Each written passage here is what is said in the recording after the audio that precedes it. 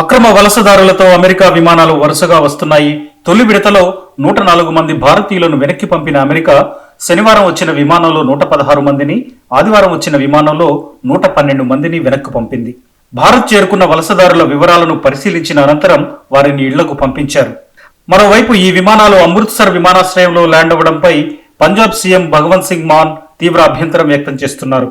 అదే సమయంలో అగ్రరాజ్యం తమ సైనిక విమానాల్లో వెనక్కి పంపే విధానాన్ని మాత్రం మార్చుకోవడం లేదు. ప్రపంచవ్యాప్తంగా విమర్శలు వెల్లువెత్తుతున్నా పట్టించుకునే పరిస్థితులు కనిపించడం లేదు. అక్రమంగా ఎంటర్ అయ్యారనే కారణంతో కాళ్లు చేతులకు సంకెళ్లు వేసి మరీ విమానాలు ఎక్కిస్తోంది.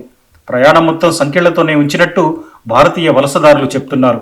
రెండో విడతలో అమెరికా నుంచి వచ్చిన వారిలో 2 యువకులు హత్య కేసులో నిందితులుగా ఉన్నారు.